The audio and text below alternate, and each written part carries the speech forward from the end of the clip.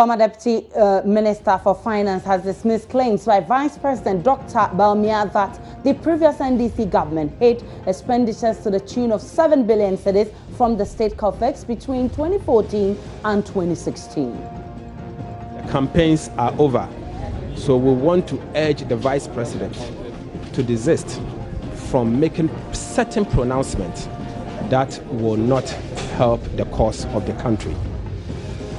Vice President Dr. Mamadou Bawumia has been on the case of the former NDC government, saying they hid an expenditure of 7 billion, which he says came to light during the preparation towards the 2017 budget to be presented to Parliament in March. As we interrogated the data to see exactly why our public finances are in the state they are, we find out that there is 7 billion Ghana cedis of expenditures that have not been disclosed.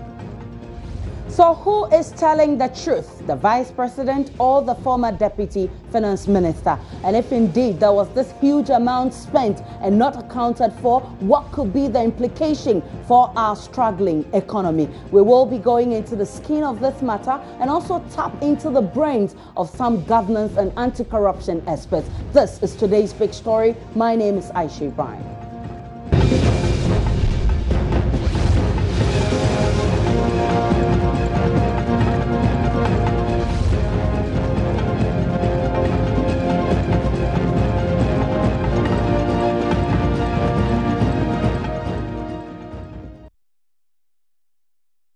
So the former Deputy Finance Minister, Ato Forson, explains that 7 billion cedis expenditure is captured in a contract database at the Finance Ministry, which Dr. Bawumia should be aware, adding the expenditures were captured under a new financial management system called Ghana Integrated Financial Management Information System, GIFMIX, which the current government does not understand. Well, let's do some analysis now on the phone lines.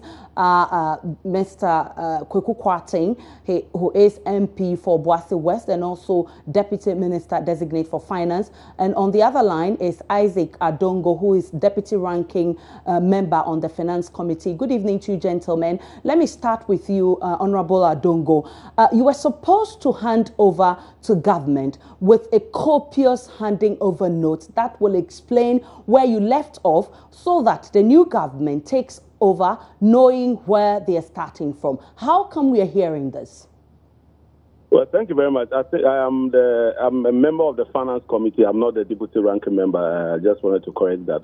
Right, thanks for the correction. We need to understand that the public financial management system as we operate it is based on first capturing the actual cost of expenditure that you've paid for, which we call the cash-based accounting system. But over the period of the year, government gets involved in capital expenditures, projects that span certain number of years. And so, for instance, if you award a contract to construct the Eastern Corridor roads, you would know that it will span more than 1 year. And so what you do is that you commit that amount of money over a period of time in order that you are able to complete those projects.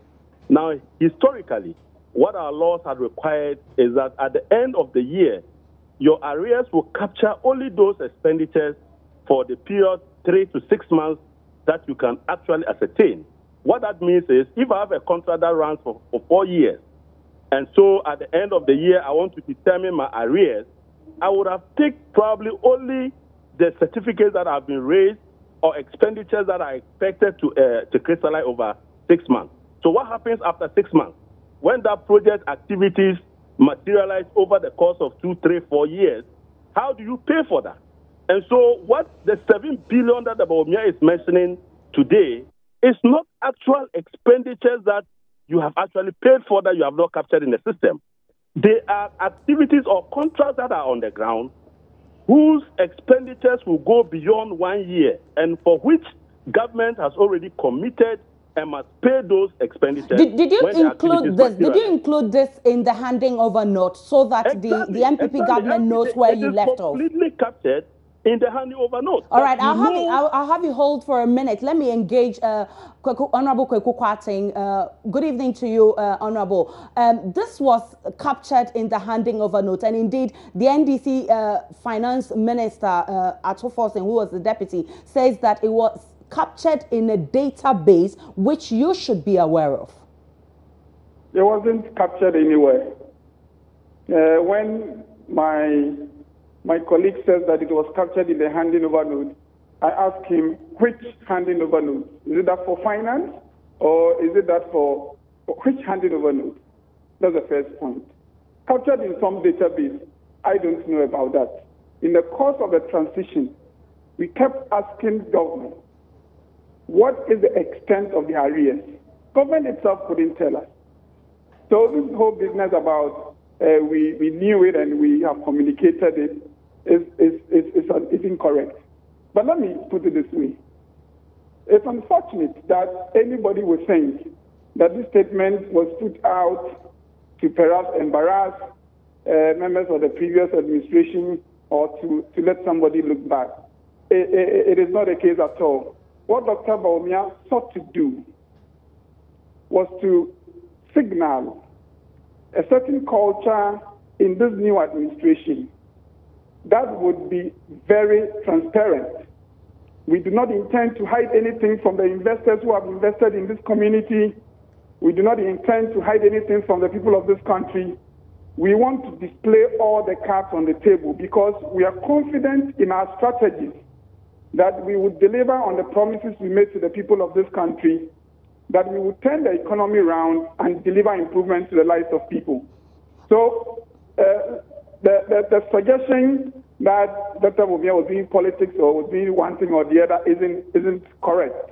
What I would say, all right, let me get this response. Let me get what I would say further is that what Dr. Bawumia said was that there are commitments. It means government has committed this economy to some expenditures. The burden to make payments for these commitments are on the economy. We have realized, and we are continuing to audit. We have realized that about 7 billion of these commitments are outstanding. This country needs to look for the money to meet those commitments. That's what we are saying. And as I said, we put that information across because we do not want either the people of this country, the investors who have invested their monies into this economy, or our development partners to think that we're going to hide anything. We are displaying everything on the table, and we would continue to do that as part of the overall strategy to manage this economy in a transparent, honest way. Honorable Kwarteng, let me get a response from Honorable Adongo. He says that this was not captured in the handing over note. And you accuse the Vice President of being mischievous with this information. So how do we just suppose this to... if you listen to Honorable Kweku Kwarteng, he makes the point that these are commitments that the state has been committed to, and they must find the money to pay. But was this explained to the new government? In 2009, the NDC met a commitment of 9 billion Ghana cedis. We found money to pay. And so this is not anything new. But in handing over to the NDC, did they explain to you what the nature of this commitment was? How did he get the 7 billion? All they are doing now is to tell people that, look, we came to meet 7 billion, and therefore excuse us if we don't have room in our capital expenditure budget. We kept telling them that the 1.6 billion that Bawumia and them were referring to as sitting there that they will use to give $1 billion per district, per constituency. These monies were committed to ongoing capital projects. And so that is the reality now. And they are now finding the difficulty of coming to the public to give excuses. If you want to give excuses, give them. But don't create the impression that some expenditures were hiding somewhere and you have found them. Every country, every year, when you start a new year, you have some commitment. Some of these projects run over a number of years. I think the point we're discussing here, Honorable. What they need to do now is that we have advised them in a handover note that they should actually charge this as a priority on the 2017 budget. Okay. Now they realized after that the capital budget would have been gone like we told them, and they would have been struggling to find money to do the capital projects they promised. They will be struggling to build this one factory, one district. They will be struggling to do the one village, one dam. And these are the challenges they are facing. So do you agree that you could have explained things better to the new government so that we don't have some of these discrepancies? They are just doing excuses. Baumia is still on the campaign trail, providing excuses for the promises that they made to the people of Ghana. I'll have you hold for a second. It's genuine expenditure. Let me get a response from Dr. Let me get a response from Honorable Kwekwa. He's saying that you're being mischievous because you and I know, or the two of you know, that this thing is there and you are aware of it. So why are you coming back to accuse them? Well, Dr. Baumia really accuse anybody. To start with, let us move away from when we inherited in 2009, there was some 7 billion. I don't know where that is ever recorded, but let me even grant it to my colleague that this is so. In what way does it lead this country to find solution to the problem? In what way? By comparing and say, in your time and in 2009. So I would advise my friends, you should move away from that. We have been given a mandate to govern. Our objective is to discuss the issues in this economy, to find the solutions to them, and to bring improvements to the lives of people. This comparison, I'm not interested in. So this database they're talking about, gift mix, do you know about it? If you can let me proceed. The second is that if you listen to my colleague again, he's not denying now. So this whole point about Dr. Baumia is lying now. Has been answered. He's saying that, yes, these are commitments and that they warned us that they have already committed these expenditures, and therefore we should not be thinking that we will find money, because we first need to find money to pay off all these expenditures, commitments that they have put for us. So he thinks that now we're in trouble because they have already committed the resources of this country. That's the language he's telling us. Look, the NPP administration is confident that we would deliver on the promises we made. We are confident in our strategies. We make no excuses. We have inherited an economy that is challenged in many ways, but it is the reason Ghanaians voted for us. We are committed to delivering on our promises, and will do so. The reason, and I say this repeatedly, the reason Dr. Baumia had to put this information out is that if you don't, and the investors get the impression, and don't forget, people have bought our bonds, people have invested in our economy, development partners are in programs with us. If you don't do full disclosure and let them know that this is the extent of the commitments and arrears in the economy, and you lie to them, and on the basis of that, they make investments, a time is going to come when the truth will come out, they will disinvest. Then your city runs into trouble. So we are doing this as part of our overall management strategy to be honest and transparent and let people come and relate to us on the basis of the reality. That is why Dr. Baumia put that information out. I fully support the fact that he did, and we would like to assure Ghanaians that in spite of these challenges, we will deliver on our promises. All right, many thanks to Honorable Kwekwa. Honorable Adongo, so you heard him. He says that they're not being mischievous, they're just being transparent. Let me ask you this question. What is it that is hidden that you are now putting into the public domain? That the international community, including the IMF and the reviews, are aware that Ghana has some commitment. Now he is aware, sitting on the Finance Committee of Parliament, that he approved a budget of $1.6 billion. For us, that $1.6 billion is part of the commitment that we have made. And so that is an ongoing exercise. Government is in continuum. And so you don't say that if we awarded a contract to build Rich Hospital and it takes 4 years and suddenly we lose power and it is now left to run for another 2 years, you go to the public and complain that, look, the hospital they built, we need money to complete the 2 years that is left. I mean, I can't see how that is a problem. And I don't even see how we are saying you shouldn't give true information to the people. But what we are saying is that be truthful, be frank and let them know that what you are discussing every year, government arrears runs into those numbers. It is not the first time. And the Give Me project is there, the facts are clear. Today you are now running away and say you want your international community to know. All you are doing is that you want to tell the international community, as per your own position to review the IMF program, that is to give you more money to expand the deficit. That is all you are doing. Because they should understand that 1.7 billion is already committed and we have promised the people of Ghana to allow us to overspend. That is all they have started crying, so that IMF will give them room to expand the deficit and give us more problems than what they promised the people of Ghana, that they will be reducing the debt profile.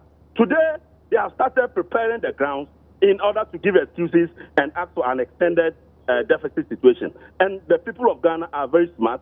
We know what we are doing. We know that the government of Ghana, under His Excellency John Dramani Mahama, did not hide any 7 billion Ghana cedis. Now it's admitting it is not hidden, but they want the people of Ghana to know. What is it that the people of Ghana didn't know about the expenditure and the arrears? But I heard him state categorically that it wasn't in the handing over note. So well, I'd like to thank you very much, Honorable Isaac. I don't go for your time. That's all time will permit us on today's Big Story. Extremely grateful. But joining us on the other line is anti-corruption campaigner and former executive secretary of the Ghana Integrity Initiative, Vitus Azim. Good evening to you, Mr. Azim. Thanks for your time on today's Big Story. Hello, Mr. Azim. Thanks for your time on today's Big Story. Yes, I can hear you, but I'm getting that call has been put on hold. All right. So if you can hear me, the accusation comes at a time when we are making copious efforts to fight corruption. If it happens to be true that huge amounts were spent without accounting for, should this be overlooked as a mere oversight, or it must be viewed with the lens of inefficiency or simply corruption? You cannot overlook even your personal money when you spend it. You should be able to tell how you spent it. But these are public resources. So it's not something that you can just overlook. You need to find out whether they were actually spent as approved by Parliament and what they spent it on and why it has not been accounted for. Because the law requires that transactions are recorded and at the end of the year, how the monies are spent is prepared to enable the Auditor General to carry out his audit. All right. So, listening to both sides, does these kinds of things give you indications that the fight to uproot corruption, especially in our governance, will be a tough one? Well, it may not just be corruption unless it's proved that some of these monies were diverted for personal. And when I say personal, it includes business gains, it includes party gains. Because our understanding here is that, yes, the money was used for government business, but it was not accounted for. So we are unable to tell what the money was used for. That could account for corruption. That could be a reason. It could be that somebody wants to cover up something. It could be anything. Yeah, so it has the potential, but it's not necessarily, at this stage, I think it will be too, it cannot just immediately be concluded that some corruption was involved. It is inefficiency. There could have been an intention of corruption, but it's not enough for us to just conclude that it was corruption because the money was spent. Somebody failed because of inefficiency to record these expenses. Otherwise, we would have even known that money was there. All right. Many thanks to you, Vitus Azim, for your time on today's Big Story. We're extremely grateful for your time. We can now listen to the Vice President, Dr. Mahamudu Bawumia, and also listen to the former Deputy Finance Minister on what they have to say on this issue, and then we can do some more analysis.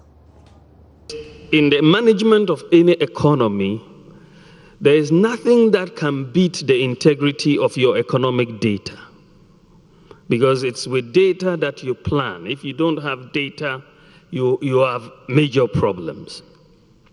And this is why we really need to emphasize the integrity of data. In preparing for this year's budget, for example, we have been very surprised by the fiscal data, the data on our expenditures and on our revenues. As we interrogated the data to see exactly why our public finances are in the state they are, we find out that there is 7 billion Ghana cedis of expenditures that have not been disclosed. And I'm talking 7 billion for ending the year 2016. And these come from 2014, 2015, 2016. So where have they been hiding all these years? And how are you supposed to manage an economy with faulty data? And so we have to emphasize that, getting the data right is really very key, because it throws the entire budget into disarray. Because you are going into 2017 and suddenly you are told, by the way, there's 7 billion that you have to pay next year that you didn't anticipate. This is the reality. In the management of any economy, there is nothing that can beat the integrity. We find it very unfortunate. And what we are saying is that the campaigns are over. The campaigns are over. So we want to urge the Vice President to desist from making certain pronouncements that will not help the cause of the country. The amount in question he's making reference to are indeed part of the contract database. They are part of outstanding commitment that, as part of a major initiative launched by the President Mahama-led administration, the Ministry of Finance established the contract database for the purposes of us having a complete view of what the pipeline is. Therefore, instead of the conventional way of seeing arrests as 3 to 6 months, we looking at arrest and commitment over a fiscal year, and in some cases a multi-year commitment, as reported in the medium-term expenditure framework. Therefore, the amount in question, he knows that it is part of the contract database. It is part of the what we call the outstanding commitment that, as part of the definition and the goals of the contract database, is supposed to be the first charge of the 2017 budget. So we urge them to implement it accordingly. It's part of the reforms that we initiated. What he said is more or less trying to set aside what we wanted to achieve as a country by moving away from cash accounting to accrual accounting, which most countries are now moving towards to. It's best practice, and that is what we are trying to do. Nothing is missing. It's being mischievous, and you should desist from that. All right, so you heard Dr. Bawumia saying that some 7 billion is missing, and there was no record on that. And you're also hearing Ato Forcing trying to explain that that 7 billion is found in the database, which Dr. Bawumia should be aware of. Now, joining us on the phone, wanted him to join via Skype, but internet failed us, is Dr. Edward Brenya, who is a political science lecturer at the Kumasi University of Science and Technology in Kumasi. Doc, you're welcome on today's big story. Good evening. Doc, the understanding we're getting is that indeed some monies were spent. The money was spent for business of government. All right, but that money was not recorded according to the new administration. Now, several meanings are being read into this. There are those who feel that it wasn't recorded simply because there could be some cover-up somewhere. Somebody wanted to cover up something. If it was used for government business, then why was it not recorded? So what's your assessment of this situation? Do you think we should just gloss over this as inefficiency on the part of the former government, or you smell a rat in the cupboard? Good evening to the able listeners of Joint. I think that when issues like this come up, it is very appalling when we hear things like that. Because one of the things you ask yourself is that even though such amount of money was spent, where did the money come from? And if you look at our government system, when money are supposed to come, and we have the Ministry of Finance, then the money moves from the Ministry of Finance to the spending agency. And when the spending agency spend the money, there should be evidence that eventually gets to wherever this money was sort of used, and then afterwards there should be record of evidence of the money being used, and then accounting for it, and then some sort of auditing of the money. Now, there is a case where a new government comes in and says that this amount of money was used, but we didn't know, it wasn't accounted for. Those in government currently in opposition are saying, no, it was accounted for. But the big question here is, who is really telling us the truth? What system of accountability do we have? What is the procurement system that someone can just go in and spend money, and then we don't have evidence for this? If indeed Dr. Baumia is saying this money was spent, what was it used on? These are some of the details that I believe we need to have. If indeed this happened, then of course we would say that our government system is very porous. It's porous in the sense that anybody at all can take money and use it in a way that does not conform to the administrative procedures for sending money. And this is why I should believe that both Dr. Baumia and the minority that is saying that the money was accounted for have to throw more light on this. Because as it stands now, it makes our government system very weak, the institutions of accountability very weak, and therefore it makes it very easy for anybody at all to embezzle money and go scot-free. Well, the minority is accusing the vice president of being mischievous with this, but what the vice president, or what we've just heard the deputy minister designate to explain, is that they're just being transparent and trying to tell Ghanaians that we want you to know what is happening. From where you sit, do you smell any mischief? Yeah, you know, the big problem for us is that we've had this allegation and counter-allegation anytime. And the blame game. Yes, the blame game goes on anytime government thing up. And my big worry is that if indeed the vice president is saying that this money was used, it wasn't accounted for, can the vice president give us more detail? I think it's not enough, and it's a disservice to Ghanaians for them to say that this money was used, it wasn't accounted for. Was it embezzled? Was it used for government business? These are more details that need to be out there. But what makes it more confusing is the fact that they're saying it is captured in a certain database, which we are not aware whether the new government knows of that database or not. Exactly, that was what I was getting to. So if the minority is saying it was captured, I think this is information that indeed should have been made available to the new government during even the transition briefing. Well, now the ministers are now taking over. We don't know where exactly this money was spent, whether it was at the presidency, whether it was in a specific ministry.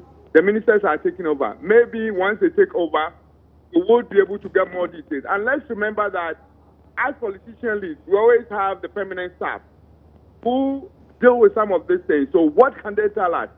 I think that it is not enough for the blame to be made, but we need more details so that if indeed that was able to happen, we will put in reforms that will prevent that. Other than that, it's going to be, it sounds like one of the normal blame games to shift the discourse. Sometimes when things are going on that is not favorable to the government, you see that government will try to bring in a new issue to shift the discourse. Dr. Baumia needs to give us more details, evidence, more information on this, so that we can make sense of what is happening. Well, many thanks to Dr. Edward Brenya on today's big story. So basically, we've been talking about the accusation of a 7 billion, which the vice president says is missing. It was not accounted for, but the minority in parliament, and of course the deputy former finance minister, is saying that that's not true, and is saying that the new government is being mischievous with this information. This is today's big story. We'll update you with all of these in our subsequent bulletin. Good evening.